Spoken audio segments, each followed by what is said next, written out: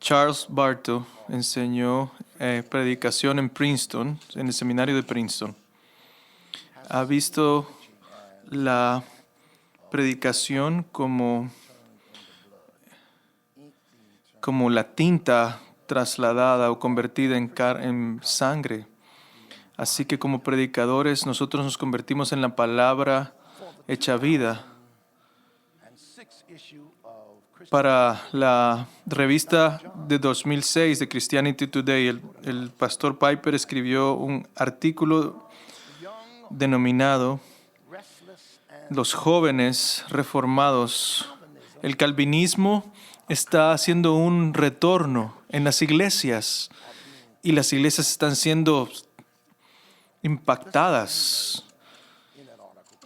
La frase que él usó es lo que llama nuestra atención hoy. Nosotros no estamos en realidad cumpliendo el propósito de la teología hasta que sus corazones canten, hasta que hagamos que sus corazones canten. Hace 20 años, él dio clases en Wheaton College y él dijo estas palabras. Necesitamos cantar sobre nuestros sermones. Así que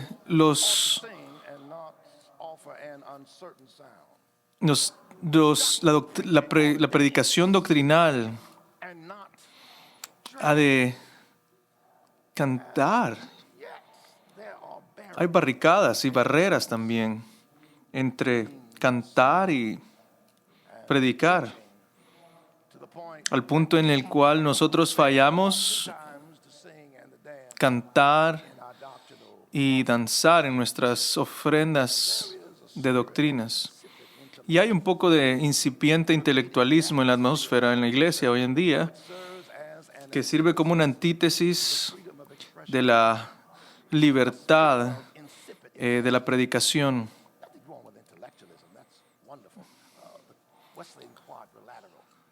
La tradición, la experiencia, la escritura y el intelecto. Nosotros se nos ha sido dicho que amemos a Dios con toda nuestra mente, pero no es un intelectualismo insípido, sin sabor. Le falta sabor, es como la comida del hospital, te mantiene vivo, pero no es muy apetitosa, no es muy buena. Necesito un poco de salsa de ketchup o salsa picante. Pero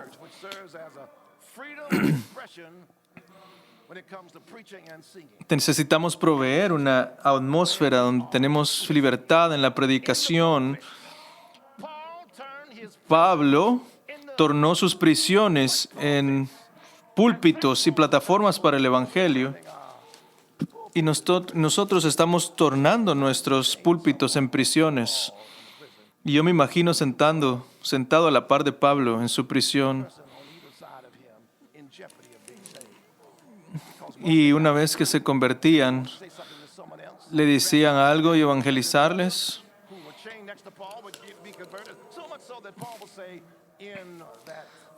En el capítulo 4, por ejemplo, dice Pablo,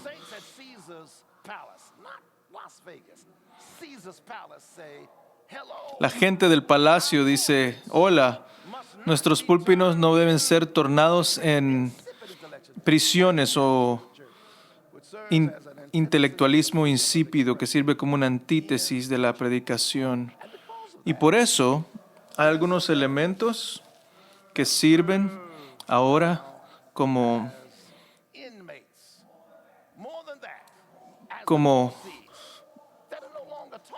cosas que ya no se comunican el uno al otro. Lo que Dios ha unido, que no lo separe el hombre.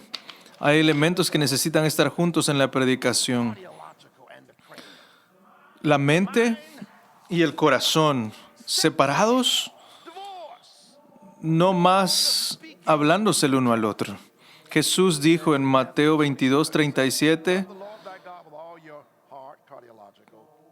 ama al Señor con todo el corazón y tu mente y tu fuerza. Por tanto, lo que John Stott dice en su comentario en Romanos, a medida que examina el capítulo 11, dice, las profundidades de la riqueza del conocimiento de Dios, cuán insondables son.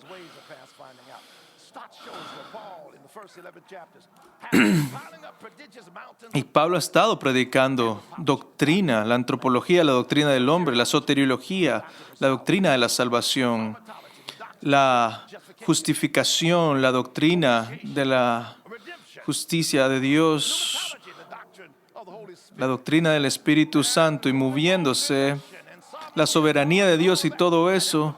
Y después que Pablo ha predicado de todo esto, él llega al verso 33 y es como que si él casi comienza a cantar, las profundidades de las riquezas, de la sabiduría y el conocimiento de Dios, cuán insondables son sus caminos.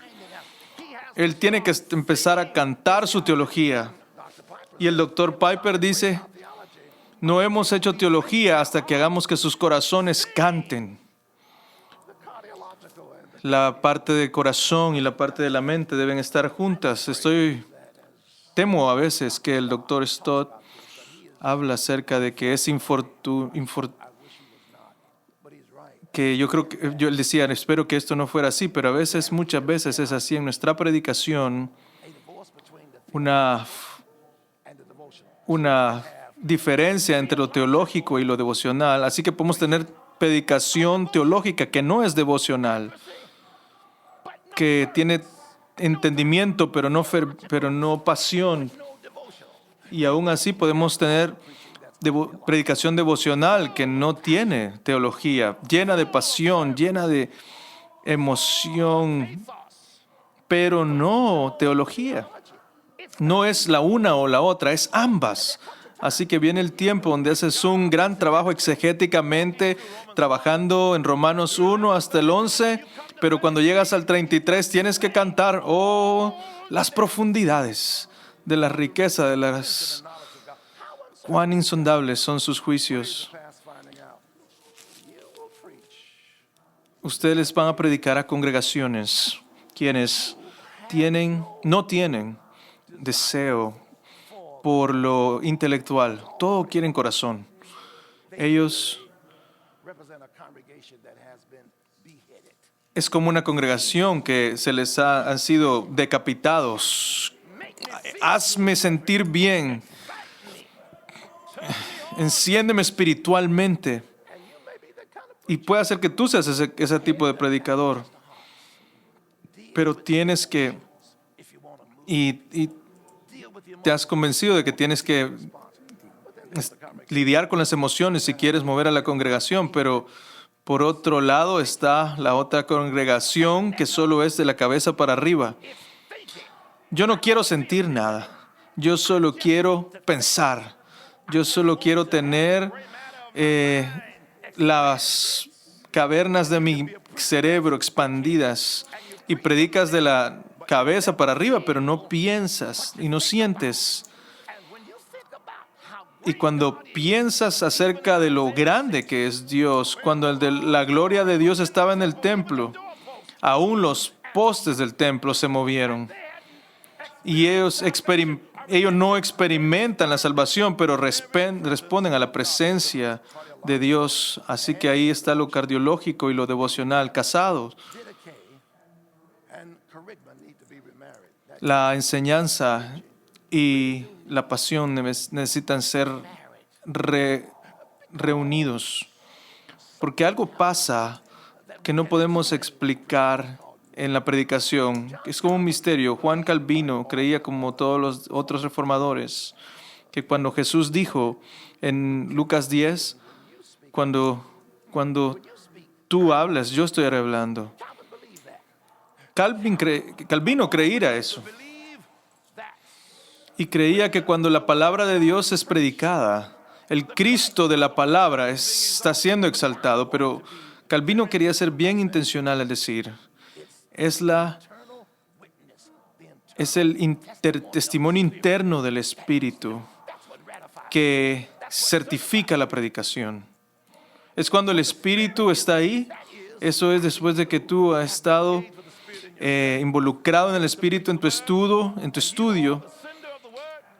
y tú eres el que lleva la palabra y las personas reciben la palabra. El enviado y el que recibe. No puedes explicar cómo el Espíritu ratifica tu proclamación de la palabra. Te digo algo hoy.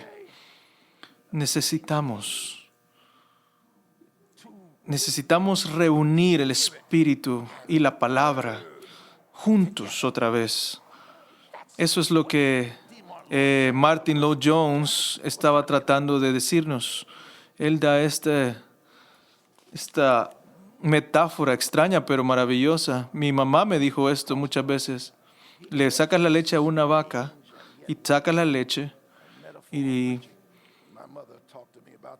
la pones en una container de madera y la crema va a subir y la leche va a estar en el fondo.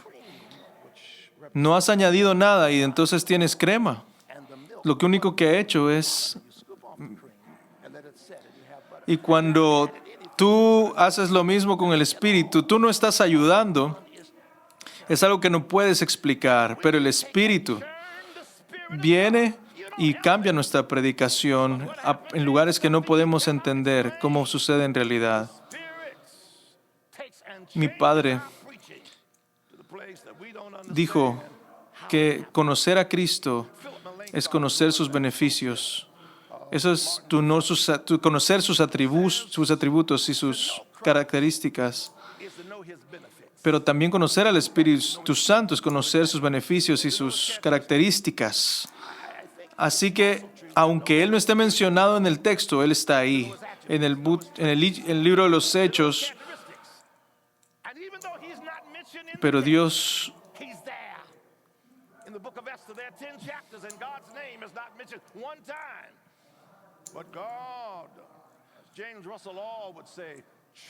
Dios no puede permitir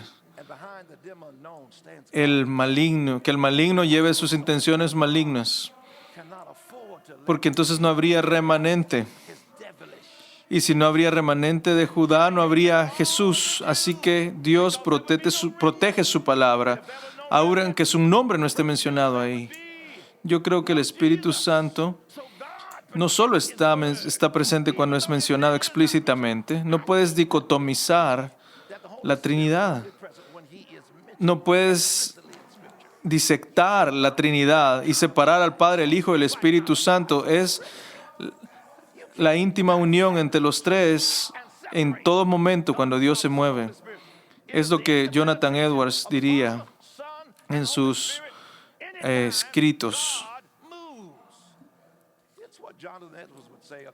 Dios se ha conocido a sí mismo para siempre en una sociedad dulce como Padre, Hijo y Espíritu Santo. Dios se ha por siempre conocido a sí mismo en una sociedad libre como Padre, Hijo y Espíritu Santo. Así que yo tengo que ver a un texto, examinarlo y preguntarme, ¿a dónde está la Trinidad presente? Tal vez el Padre está explícito, pero el Hijo está presente y el Espíritu está presente. Yo escuché a John Newton y John, ya que no hay celos en el Dios Trino, es imposible que adoremos excesivamente al Padre y al Espíritu al adorar a Cristo. No hay competencia. Oyes estas palabras en Filipenses 5, perdón. Aquel que estaba en la forma de Dios no tomó el ser igual a Dios como forma a que aferrarse. Se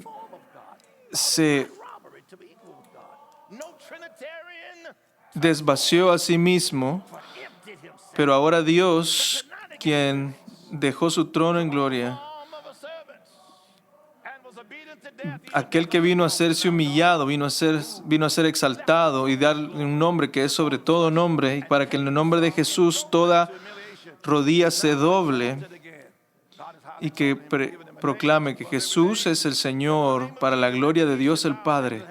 Yo creo que necesitamos reunir la predicación y el Espíritu, la palabra y el Espíritu. No hay en realidad una cosa como que somos una iglesia de la palabra, pero no del Espíritu, o decir que somos una iglesia del Espíritu, pero no de la palabra. Pero es el Espíritu en la Escritura, es que están en lo visiblemente y inseparables en toda la palabra. Así que ese matrimonio necesita ocurrir otra vez. Cuando ves a la predicación doctrinal en lo que quiere hacer, queremos definirla en tal forma que trae vida a sí misma a medida que conecta con las personas a las que está siendo predicada. La primera definición a la que quiero decirles es de predicación doctrinal, es como un ejercicio exegético.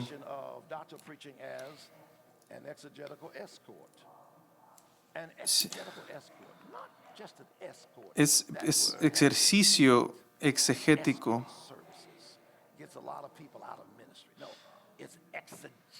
Es como una escolta exegético, que alguien que lleva a las personas a la presencia de Cristo a través del poder del Espíritu para el propósito de transformación. Él es un escolta exegético, es quien lleva a la gente por la palabra de Dios a la presencia de Cristo, el Hijo de Dios, a través del Espíritu de Dios. Este es trinitario por el propósito de transformación. Lo que hace la predicación, muy fácil. Yo no soy responsable de transformar a nadie. Yo soy responsable por ser un escolta exegético y estoy prestando ese concepto de la metáfora en Gálatas 3 de que la ley es un escolta, es un pedagogo. Es alguien que nos entrena y nos lleva hacia Cristo. La ley no podía salvarnos, simplemente nos muestra el pecado y nos lleva a Cristo, quien nos transforma. Así que nosotros tomamos una escolta por el Espíritu Santo a las personas al trono de Dios, porque no podemos y no somos responsables por la transformación, pero cuando la transformación ocurre, somos como aquellos que estamos afuera de la puerta, discipulamos a un bebé y no somos responsables por ningún tipo de transformación, sino que somos escoltas exegéticos. Pero después está el predicador, como un bailarín doxológico. Eso existe, de tal forma de comunicar las realidades doctrinales de la Escritura con tal precisión y arte, de tal forma que el que escucha exulta, es decir, se regocija en Dios. Las variedades de la Escritura las explica a través de la Escritura, en orden, con pasión. No simplemente con un espíritu apagado, pero con pasión y con tal precisión que el que está oyendo vienen no simplemente para tener un lugar para dormir, porque la iglesia es un terrible lugar para dormir. Ellos vienen para que quieren experimentar la exuberancia. Queremos oír la palabra que va a cambiar sus vidas, no como la teología de la prosperidad. Nosotros necesitamos teología de la adversidad. ¿Qué haces en la vida cuando viene la adversidad? Cuando los vientos siguen soplando en tu vida, ¿qué pasa? ¿Qué haces? Así que el que escucha con exuberancia exalta a Cristo. Y de hecho el que Dios está siendo exaltado es Cristo. Pero también está esta definición de todo el consejo de Dios. Pablo, cuando él se reúne con los ancianos, dice que en el capítulo 20 de Hechos, yo no me he rehusado de enseñarles todo el consejo de Dios. Ese consejo de Dios es el concepto amplio que une completamente cada pasaje de la Escritura de tal forma que se relaciona al plan completo y amplio de Dios que está revelado en las Escrituras por el Espíritu Santo y de tal forma de magnificar a Jesucristo. Eso es trinitario. Es un concepto amplio que une todos los pasajes de la Escritura, de tal forma que se relaciona con el plan grande de Dios. Así que cuando lees una Escritura que no tiene mucha aplicación, como Génesis 37, 19, y los hermanos de José, y que José estaba sentado viendo qué hacían ellos y le preguntas, ¿has visto a mis hermanos? Y José dijo, ellos dijeron que iban a esa dirección. Y ese parece que no tiene mucha aplicación,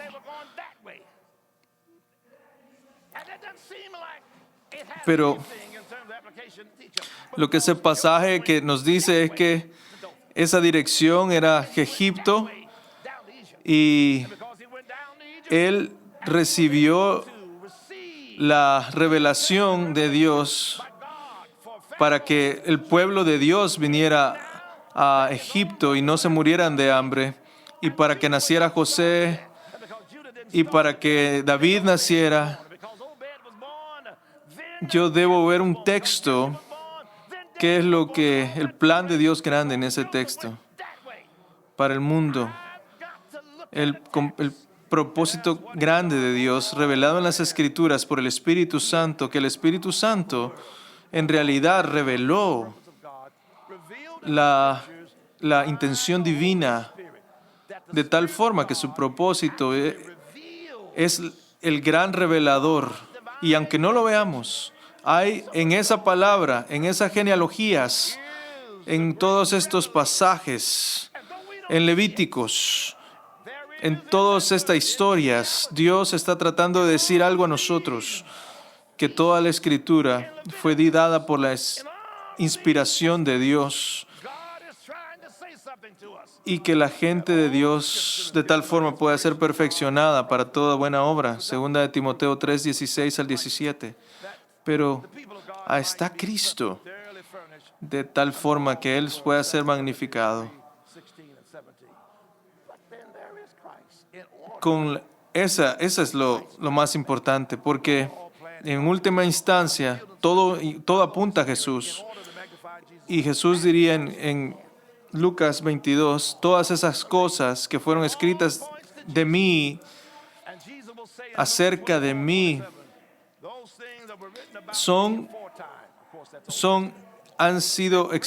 están siendo expuestas y hablan acerca de mí. Así que nuestro trabajo en realidad es como ser el maestro de ceremonia de Jesús. El Espíritu Santo dijo Jesús dijo del Espíritu Santo que cuando Él viniera, Él testificará de mí. Él testificará de mí, no de sí mismo. Y también, y si ese es su trabajo número uno, magnificar a Jesús, como nosotros nos paramos en el púlpito domingo tras domingo y Cristo ni siquiera apareció en un renglón. Es todo acerca de Él. Eso necesita ser puesto junto nuevamente. Lo que pienso que la predicación doctrinal falla en hacer a la gente cantar. Y eso falla porque pasamos todo nuestro tiempo hablando acerca de doctrina. Y la doctrina es es una señal que apunta más allá de ella misma, apunta a Cristo. Pero la doctrina es esencial, pero es más esencial a quién apunta la doctrina.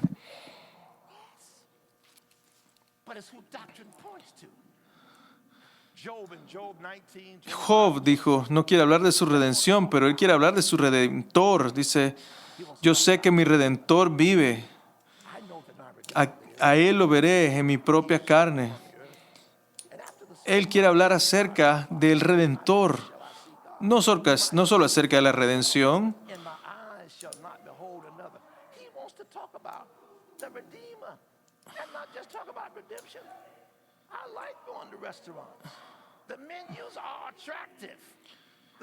El menú, cuando lees el menú, te empiezan los líquidos de tu estómago a moverse, pero tú no te puedes comer el menú. El menú apunta a lo que en realidad necesitas. Tú necesitas la comida. Necesitamos una medicina, por ejemplo. Podemos hablar de la propiciación, de la santificación y todas esas palabras que terminan en ción, pero si no esas apuntan a Cristo. Y las personas se pueden ir a veces con información, pero no con transformación. Eso es en realidad lo que Cristo quería hacer en su cruz. Jesús viene tarde al funeral, y cuando él tuvo la noticia de que Lázaro estaba enfermo, él se quedó donde estaba por unos días y llegó al funeral 4 días después, porque si hubieras estado aquí, Señor, mi hermano no hubiera muerto. Y Jesús dijo, yo sé, en la resurrección, dijo ella, él resucitará. Es decir, ella tenía buena escatología, pero tenía mala cristología. Jesús dijo, yo soy la resurrección. ¿Quieres hablar acerca de doctrina?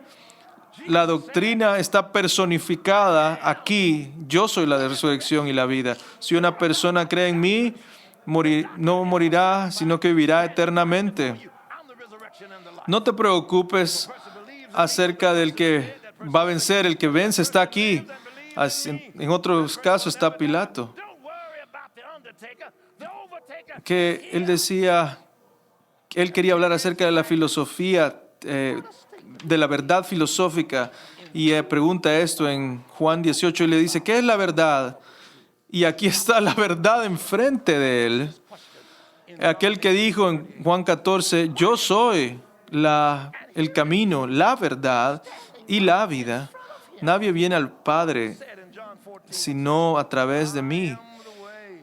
Asegúrate, cuando prediques y cuando enseñas a tus hermanos y a tus hermanas, que la doctrina apunta más allá de ella misma y apunta hacia Cristo. Y entonces verás que la gente no simplemente va a conocer, sino que van a ser inspiradas y también van a ser transformadas. El gran predicador en el siglo XVII, famoso por sus diálogos y elocuencias y su retórica, él dijo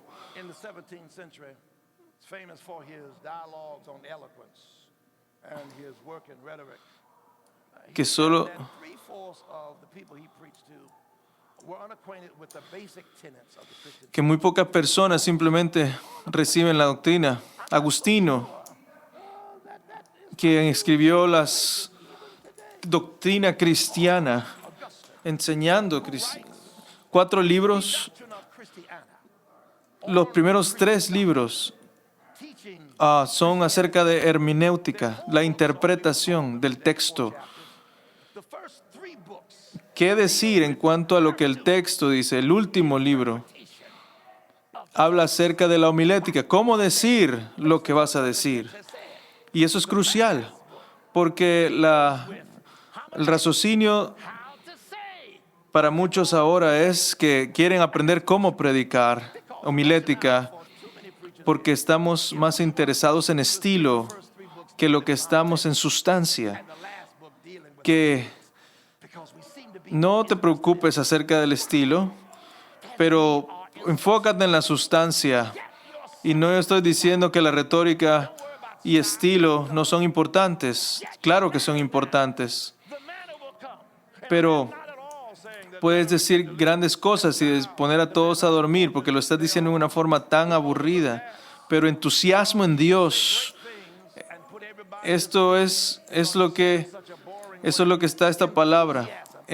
Entusiasmo en Theos.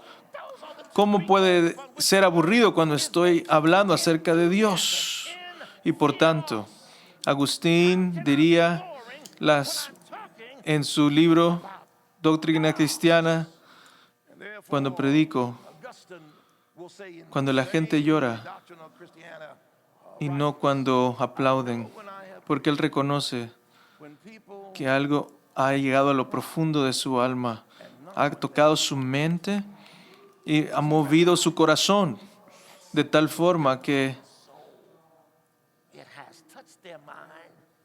hay expresión de sus emociones genuinas en relación a la palabra y por lo tanto han recibido de los labios del predicador. Puedo ofrecerle un pocas sugerencias y después cerrar en algunos textos. Yo quiero sugerir que en su predicación que mire cada texto a través del lente del escatón, del futuro. Aún el texto que no lo menciona. Tenemos que tener ese enfoque en la condición pecaminosa del hombre. Tenemos que hablar acerca de la caída, pero tenemos que hablar también de la condición futura cuando Dios va a hacer todo correctamente. Yo sé que el libro de Jueces termina con una nota que dice que no había rey, que todas las personas hacían lo que estaba de acuerdo a sus corazones, pero vendrá un día cuando todas las personas harán lo que el juez justo dice y el rey vendrá a ser el rey de reyes y reinará para siempre. ¿Por qué no ofrecer esperanza? ¿Por qué no permitirnos ver cómo será este texto en el escatón, en el futuro? Lees a Martin Lloyd-Jones, lees otros autores que levantan líneas para perpetuar la verdad que están tratando de proclamar. Viene este día cuando la trompeta sonará y el Señor descenderá. Aún ahí el Señor está bien con mi alma. Él dijo, solo en Cristo, no temor en la vida, no temor en la muerte. Este es el poder de Cristo en mí. Desde ahora hasta el final, Jesús manda mi final. Nadie puede separarme de su mano. Hasta que Él regrese o me llame a casa, aquí en el poder de Cristo yo estoy. Cuando yo vea este texto cuando veo este texto a la luz del escatón, eso trae esperanza. Trae de vuelta los himnos que no conocemos, que no cantamos, aquellos himnos que ya no cantamos, que tu teología cante.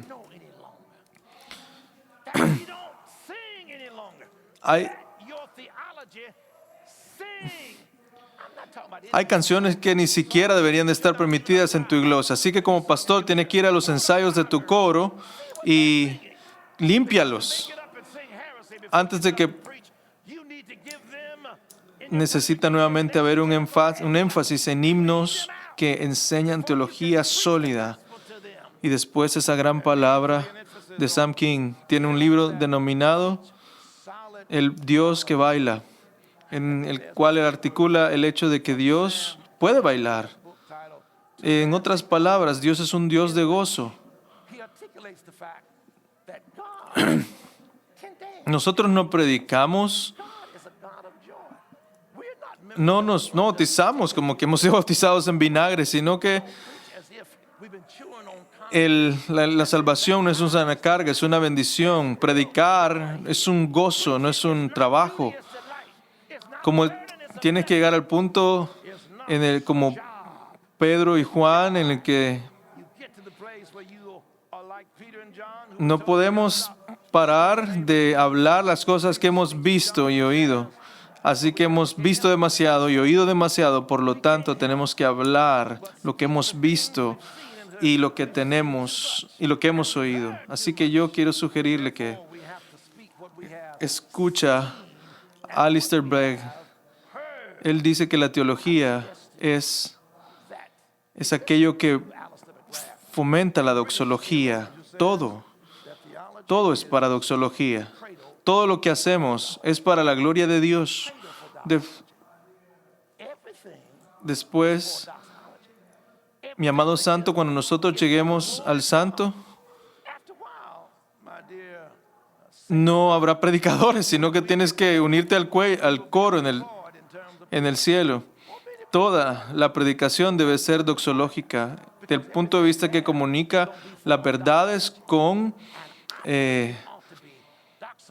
especificidad y al mismo tiempo apunta a la exaltación de Dios. Recuerden lo que el Dr. Piper dice.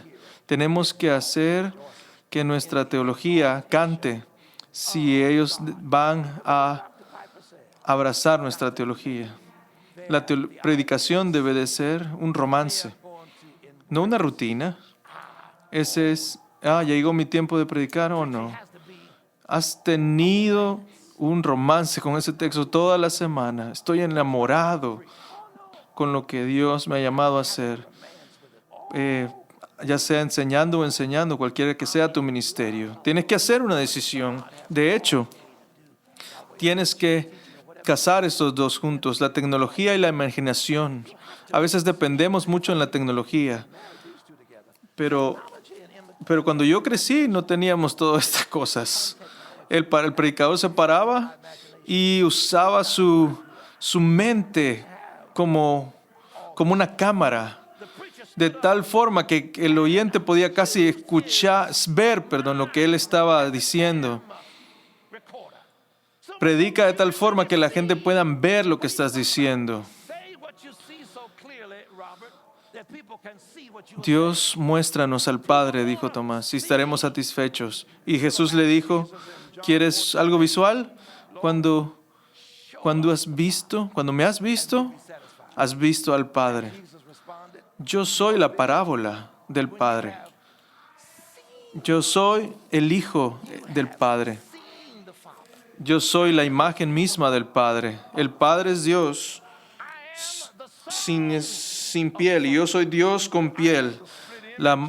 El Verbo se hizo carne y habitó entre nosotros. Así que muéstrales a tus oyentes, al Padre, al Hijo y al Espíritu, de tal forma que ellos tengan una forma visual de lo que estás hablando. Y entonces está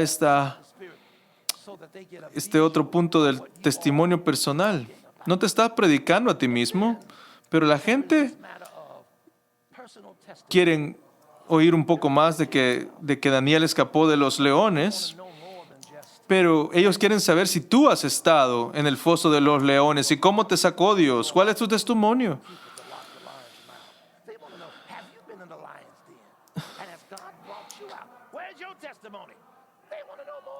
Ellos quieren saber si tú alguna vez has estado en el horno de fuego y si Dios te sacó. Pablo siempre estuvo testificando en Hechos 22 y después en 26 dice su historia. La gente quiere saber tu historia. Y entonces, ya solo tomaré unos minutos más. Canta en tus sermones. Dios se regocija sobre nosotros con cantos. Dice que Él canta sobre sus santos. ¿Por qué no deberían sus santos cantar sobre su Dios?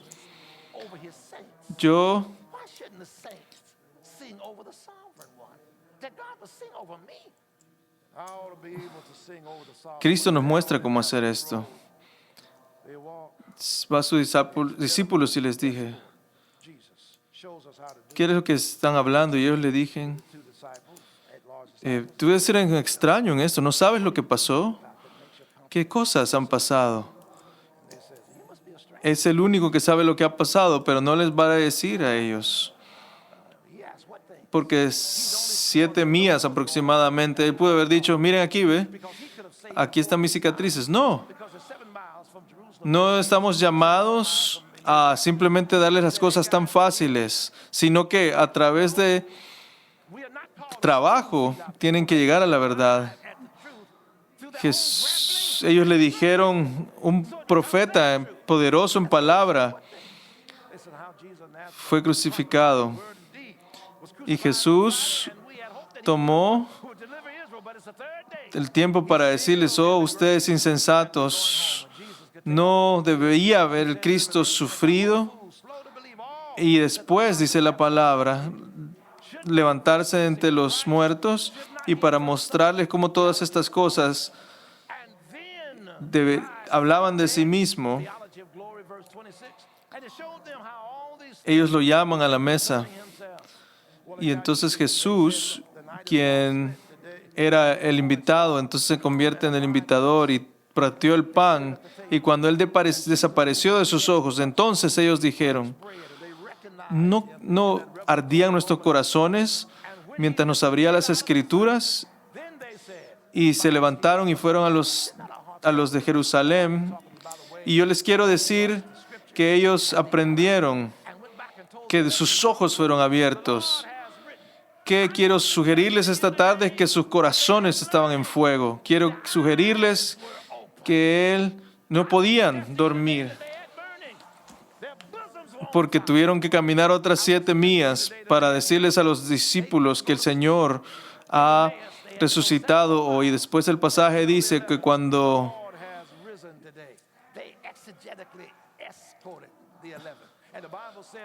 las palabras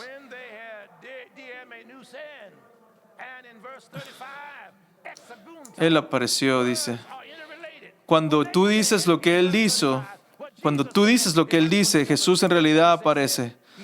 Oh, si tú has visto mucho y tú has oído mucho, tú tienes mucho que decir. Yo he visto cómo los pecados han sido los pecados quebrados. Él ha prometido que nunca me dejará solo. Así que toma la tinta de la Escritura y transfórmala en la sangre de la vida, así que las personas no puedan salir solo con conocimiento, sino inspirados y transformados. So that people leave not only informed, not only inspired, but also transformed.